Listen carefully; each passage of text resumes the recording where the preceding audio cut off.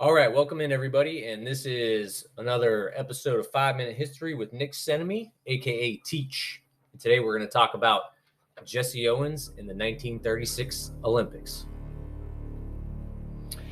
So, as I always do, I like to set it up first.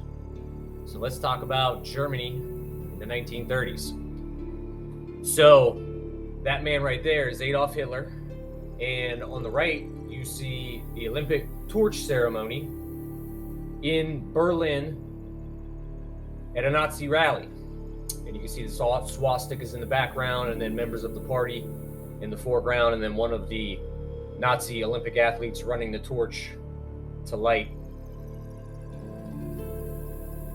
So a little bit of information about Nazi Germany at this time. So in 1933, 3 years before this Olympics takes place, the Nazi Party plans and carries out the burning down of the German Parliament building. So think about this in relation to the United States. This is like a political candidate plotting to burn down Congress in the United States. That's basically what Adolf Hitler and the Nazis did.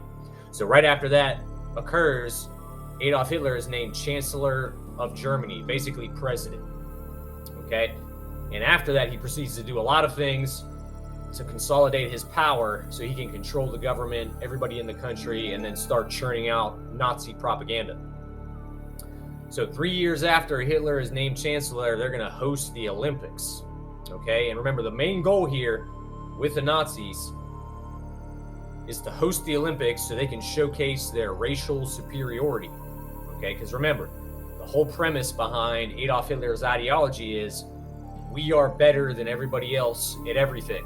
And because of that, we need to take over Europe, possibly the entire globe, and we need to get rid of people that are not like us. Okay, if you had to sum up Adolf Hitler's ideology, that's what it was all about. 2 years after this Olympics is going to take place, so in 1938, that's when you get the Night of Broken Glass, when Jewish businesses are burned down, they're imprisoned, they're killed, beaten, all sanctioned by the government. So the government didn't stop any of that. And then finally in 1938, you have Germany expanding its reach across Europe, branching out, taking over other countries, some by force, some not by force. So that's the setup here for 1936.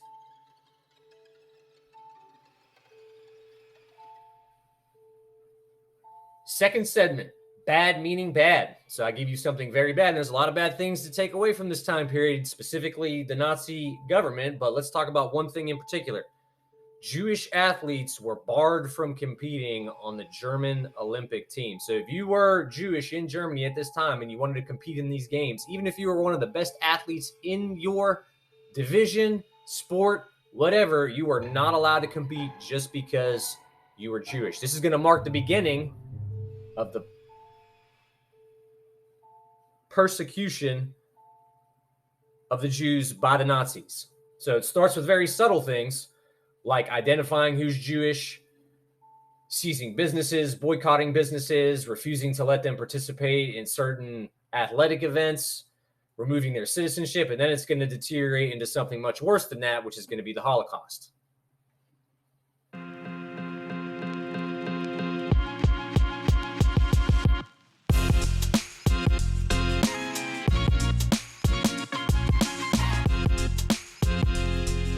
So I'm going to tell you about what he did at this Olympics, and then next slide I'm going to talk about his past and what he did prior to this Olympics. So as you can see here, Jesse Owens is on the podium because he just won a gold medal. And the second place contestant, you can see, I think he's second or third, I can't remember which, is giving the Nazi salute to Adolf Hitler. Now, Jesse Owens won this race. Jesse Owens finished first in the 100-meter dash, the 200-meter dash, the long jump, and the 4x100 relay. He got a gold medal in 4 events at this Olympics. Unprecedented prior to this. One of the first individuals to ever do this. And this is all over the backdrop of an Olympic Games that is held in a country that thinks it's better than everybody else, and the white Aryan race is superior to everybody else, specifically in athletics. And Jesse Owens went in there and destroyed that entire narrative by winning 4 gold medals. If you get a chance on YouTube, you need to check out the events. If you YouTube Jesse Owens 1936 Olympics, there's a 1.5-minute long video that shows you footage from all of these events. Okay? And it's amazing to watch. You can only imagine the mindset of an individual going into a place like that, knowing it's a hostile environment, and medaling in 4 different events. Not just medaling, getting the gold medal in 4 different events. Pretty amazing and inspirational. And on top of that, he was considering not even going to these Olympics for a number of reasons, one of which was mistreatment in the United States by the government, citizens of minorities, specifically Black Americans.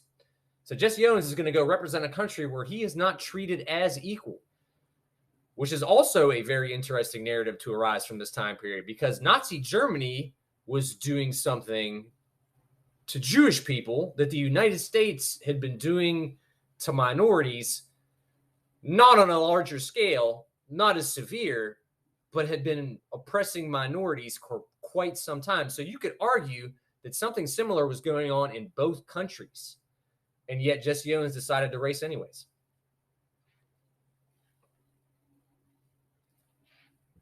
Okay, so we talked about what happened in the 1936 Olympics. So let's talk about Jesse Owens prior to this Olympics, 1 year before the 1936 Olympics. In 1935, Jesse Owens did something incredible, and he was only in college. Okay, he attended Ohio State University. In 1935, they had a meet. Jesse Owens broke 3 world records in 1 track and field meet, and he tied a 4th. I had no idea about any of this until I started reading about this. Most people probably don't even know that about Jesse Owens. So some people call that the greatest 45 minutes in sports history, breaking 3 world records and tying a 4th in track and field as an Ohio State Buckeye. One of his nicknames apparently was the Buckeye Bullet because he was very, very fast, obviously. So he ties this world record, he breaks 3 others, and the amazing thing about all of this is that Jesse Owens was not a scholarship athlete at Ohio State. He was denied a scholarship, and you can probably guess why. It was just because he was Black. Amazing, incredible. Break 3 world records and you are still denied a scholarship by a university. Just think about that for a second.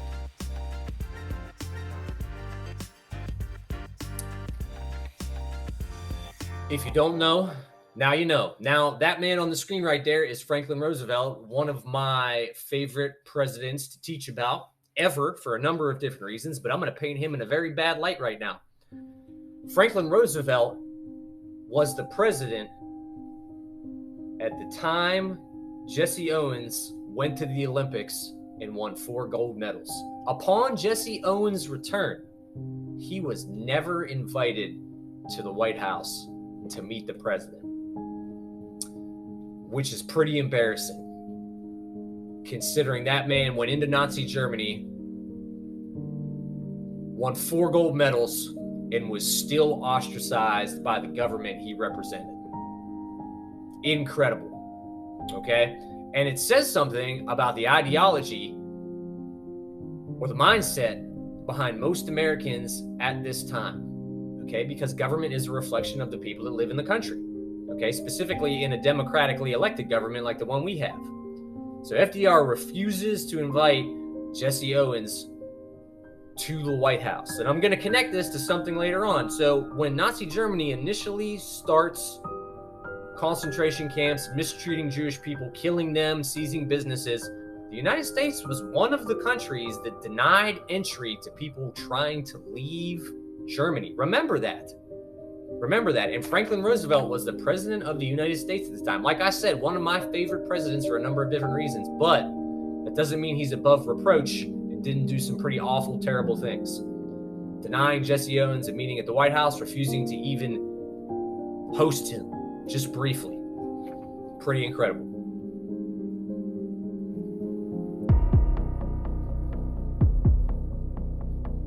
Finally, we're going to sum it up.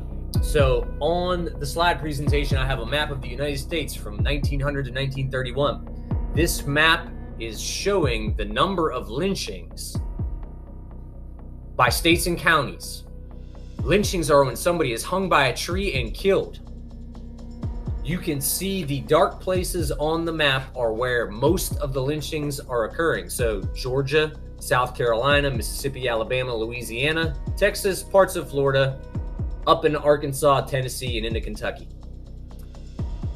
There were so many lynchings that they were tracked by the Tuskegee Institute. This is the United States of America that Jesse Owens was growing up in. Remember, he was in college in 1935. In 1935, 4 years after this map ends, he was a child that probably heard about these in the newspaper, okay? This was going on. This was common occurrence in the United States. In fact, lynchings would sometimes be community events that people would attend to see somebody else being killed by hanging them from a tree. Predominantly African Americans. And the most startling thing about this is most of the people that participated in these things and went to view them and carried them out were never prosecuted by law enforcement. This is something that never needs, you can't forget about this when you're living in this country, when you're thinking about things from a historical perspective, when you're looking at current events. This was going on in the United States not too long ago. Not too long ago. So Jesse Owens is growing up in the midst of all this. So let me go back to the Olympics.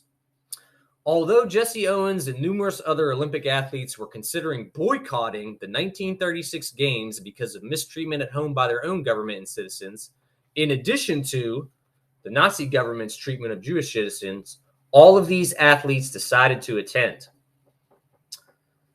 Owens' performance at the games dispelled the notion of racial superiority that the Nazi propaganda machine was churning out to justify its brutal treatment of Jews and other minorities.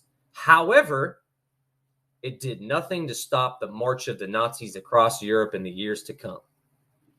Finally, Owens represented a country that did not see him as equal, a country that denied him basic human rights, and as you can see by my map right there, killed them oftentimes for no reason at all, in front of spectators. Minorities in the U.S. routinely suffered from violence and mistreatment at this time, and yet Owens ran for the U.S. anyways. You could argue that he was better than the country he represented and the people that inhabited it because he was willing to forgive the sins of the people he interacted with on a daily basis. Or you could argue that he should have stood his ground and boycotted the games because of all these things. Jesse Owens is almost universally embraced today, but in 1936, Jesse Owens and people that look like him were far from embraced. Thanks for tuning in.